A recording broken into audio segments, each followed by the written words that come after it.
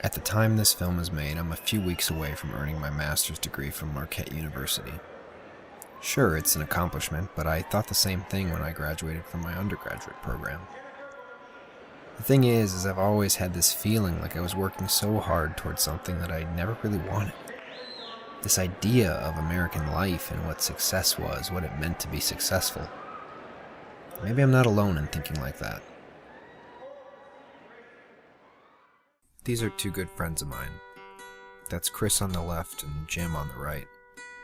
Chris comes from a family of doctors, but he always knew that wasn't what he wanted from life.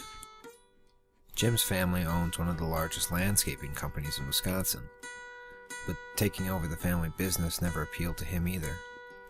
In a lot of ways, they both should have never wanted for anything in their lives. Both of them could have been on the fast track to the American dream, but like me, neither of them wanted that from life. They both dropped out of college a few years back. My dream job. It's one of those things that seems to change at different times in your life. But I'd say the one that always would stuck with you once you first discovered that, oh man, that could be your job, was to play music. If you could play music for a living, I thought that was always the coolest thing. I don't know. I mean, when I was younger, I always wanted to play sports. Like, I just played football constantly. And I figured if I was like one of the better kids in the playground, like maybe I had a shot. But like, I don't know. I didn't really think about that much when I was a kid, like dream job or anything. Like, I think every kid goes through like firefighter, policeman, like the kind of, like I guess action oriented jobs. When you get older, you get more realistic. You get more realistic expectations about what you would get out of it. So it's like, it wouldn't be something that would sustain you or anything like that. I think when you become an adult and you actually get a job, or you move out, or you get your first bills probably, and you're just like, yeah, there's no way, there's no way, with the 10 people that show up to your first bar gig or something like that, charging $5 at the door, and your cut is like nothing, that you would ever be able to do that.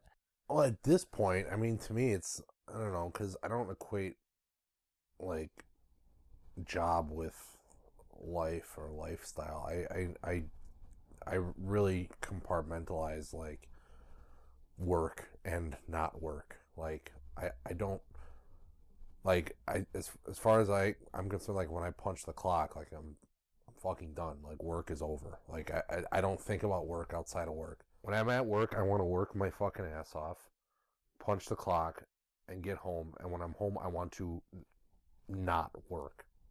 So I guess career never really, I don't know, appealed to me or really interested me. But having the career, money, and all that comes with it is supposed to be what we all strive for. These two could have had it all. So why did they step away from that? With anything in the education system, it's like, you can get by and you can go to it, and you can basically be tuning it out the whole time. Like, you can go there and pretty much sleep and still and then regurgitate it back to them and get a good enough score and be like, hey, guess what, like, you graduated, and you're like, all right, you're a high school educated person. I guess really what changed for me is I really hated it. I mean, I really resented the idea of going to Marquette. I don't know. I think I just got fucking tired of school. I just fucking hated going to school. I just hated learning these things I didn't give a shit about.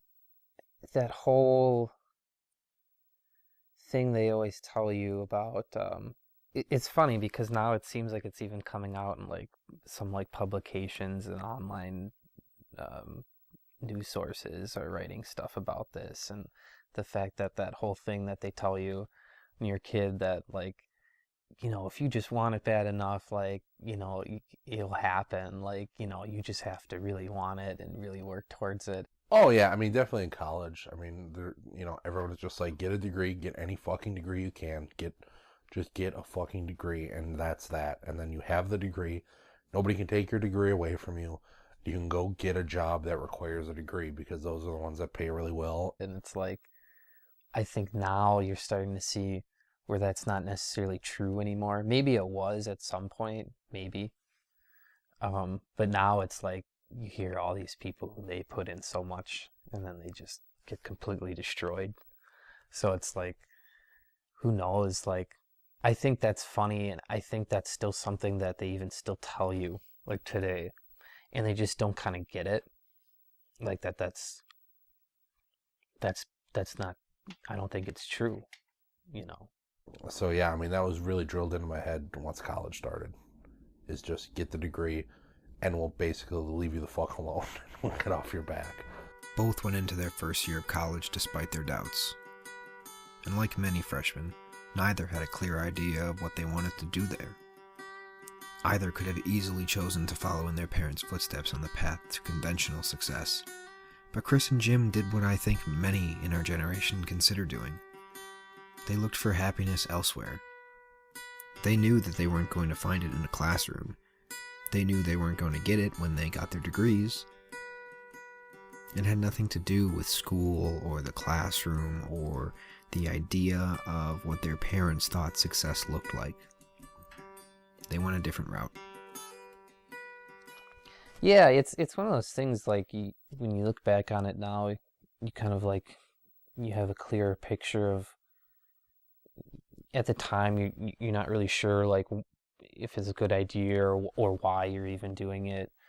But you knew something at the time was sort of bugging you. So I said this earlier about being like a face in the crowd in the college scene.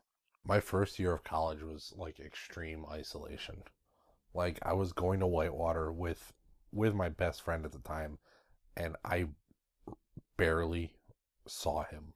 Like, and that was I think one of the main reasons was because I wasn't drinking at the time, and he was kind of a party animal, not party animal, but he liked to party, and, you know, he was social and shit, and I despised that. Like, I wanted nothing to do with parties and meeting people and all that crap. Like, I wanted to fucking skip class and watch Turner Classic Movies.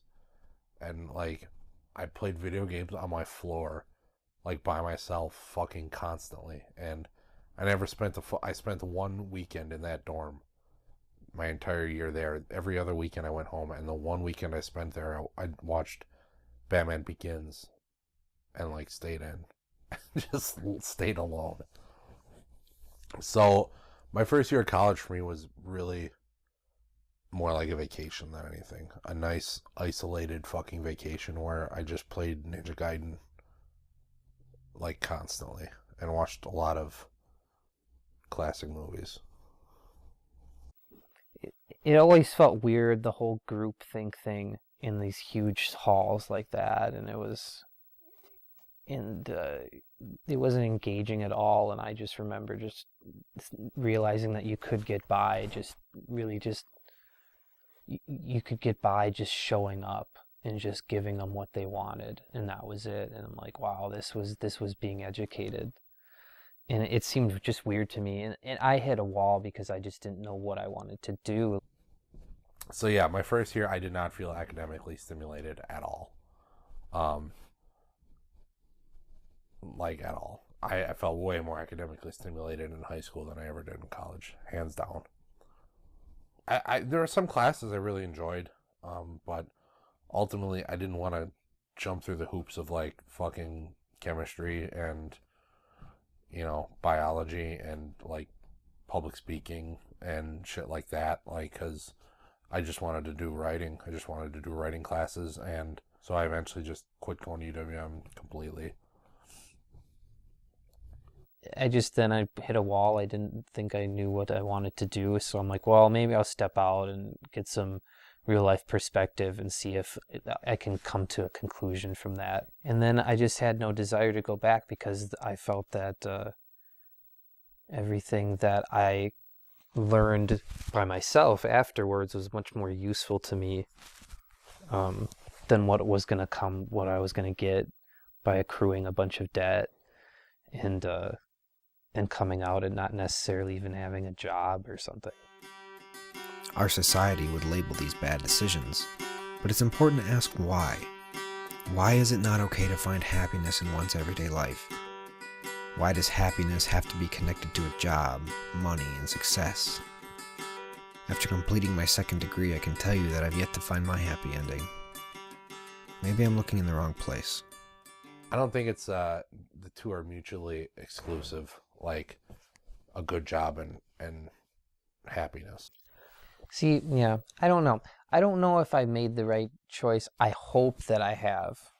I think it's one of those things where it's like, when I'm an old man or something, I'll be able to say like, yep, I wouldn't have done it any different or something like that. But right now it's like, I see there are a lot of positives, and the pros to me outweighs the cons right now, I guess. Definitely. I totally define happiness different than my parents do. I told my parents like happiness to me is I told them flat out, I just want to watch television and die. That's what I want. As long as whatever you do at the end of the day, as long as you're, content and happy, then that's the goal. So. No, I really don't think about the future too much. Because I don't really see it changing all that much for me. Like, I don't want a wife. I don't want kids. Like, I love my friends the way that, I love my friends. I want to keep hanging out with my friends. I found the bars I like. I want to experience them for as long as I can, unless they go out of business or some shit. And I hope there's not much variation between that, because when I'm doing what I want to be doing, I'm pretty fucking happy with it.